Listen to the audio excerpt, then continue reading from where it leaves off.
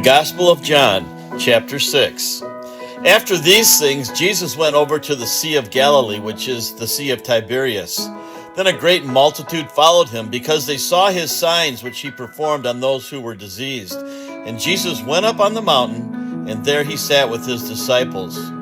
Now the Passover, a feast of the Jews, was near. Then Jesus lifted up his eyes, and seeing a great multitude coming toward him, he said to Philip, "Where shall we buy bread, that all these may eat?" But this he said to test him, for he himself knew what he would do. Philip answered him, 200 denarii worth of bread is not sufficient for them, that every one of them may have a little.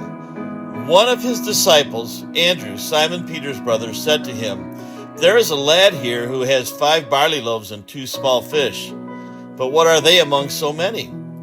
Then Jesus said, "Make the people sit down." Now there was much grass in the place, so the men sat down in a number of about 5,000.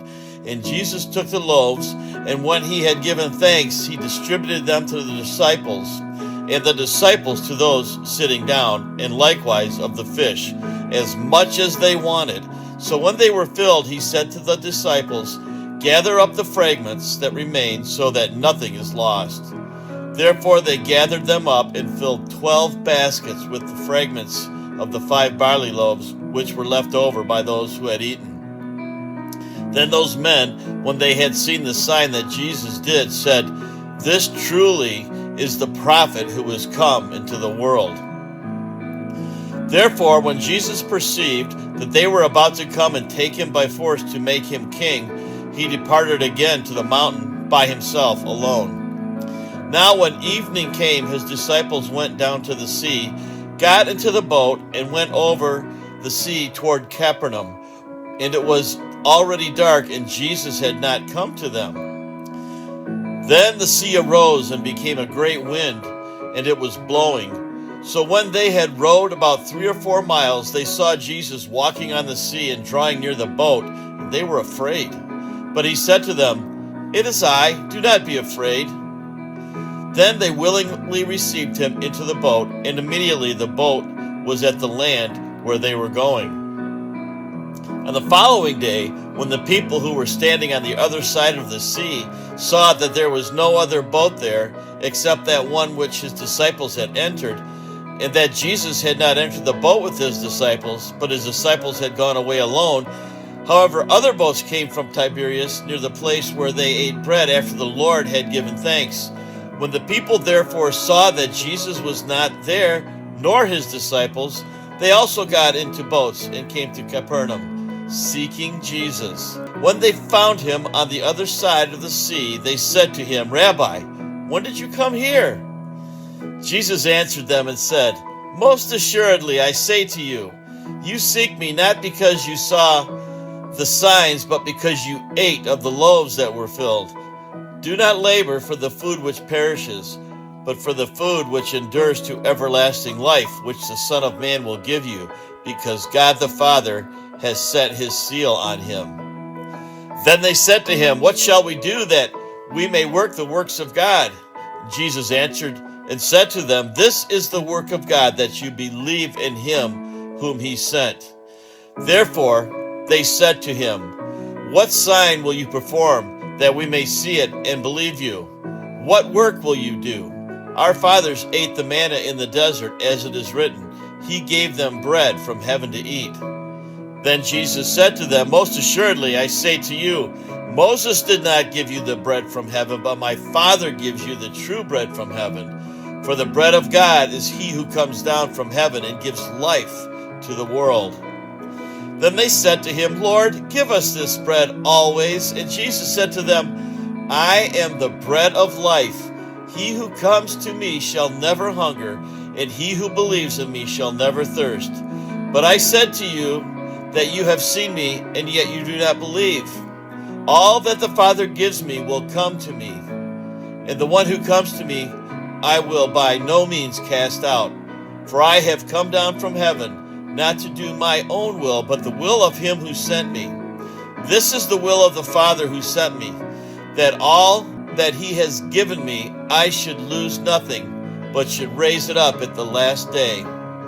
And this is the will of him who sent me, that everyone who sees the Son and believes in him may have everlasting life, and I will raise him up at that last day."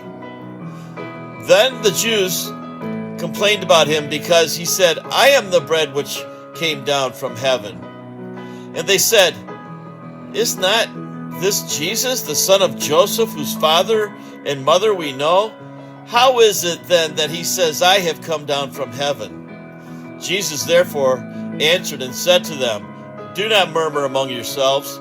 No one can come to me unless the Father who sent me draws him, and I will raise him up at the last day. It is written in the prophets, 'And they shall all be taught by God.' Therefore everyone who has heard and learned from the Father comes to me. Not that anyone has seen the Father except he who is from God. He has seen the Father. Most assuredly, I say to you, he who believes in me has everlasting life. I am the bread of life. Your fathers ate the manna in the wilderness and are dead. This is the bread which comes down from heaven, that one may eat of it and not die. I am the living bread which came down from heaven. If anyone eats of this bread, he will live forever. And the bread that I shall give is my flesh, which I shall give for the life of the world."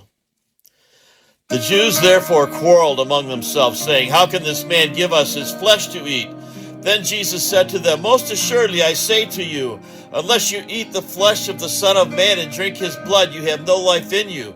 Whoever eats my flesh and drinks my blood has eternal life, and I will raise him up at that last day. For my flesh is food indeed, and my blood is drink indeed. He who eats my flesh and drinks my blood abides in me, and I in him. As the living Father sent me, and I live because of the Father, so he who feeds on me will live because of me. This is the bread which came down from heaven, not as your fathers ate the manna and are dead. He who eats this bread will live forever." These things he said in the synagogue as he taught in Capernaum. Therefore many of his disciples, when they heard this, said, "This is a hard saying. Who can understand it?" When Jesus knew in himself that the disciples complained about this, he said to them, "Does this offend you? What then if you should see the Son of Man ascend where he was before? If the Spirit who gives life, the flesh profits nothing. The words that I speak to you are spirit, and they are life. But there are some of you who do not believe." For Jesus knew from the beginning who they were who did not believe and who would betray him. And he said, "Therefore I have said to you that no one can come to me unless it has been granted to him by my Father." From that time many of his disciples went back and walked with him no more. Then Jesus said to the 12, "Do you also want to go away?" But Simon Peter answered him, "Lord, to whom shall we go? You have the words of eternal life. Also, we have come to believe and know that you are the Christ, the Son of the living God." Jesus answered them, "Did I not choose you, the 12? And one of you is a devil." He spoke of Judas Iscariot, the son of Simon, for it was he who would betray him, being one of the 12. And this has been chapter 6 of John's Gospel.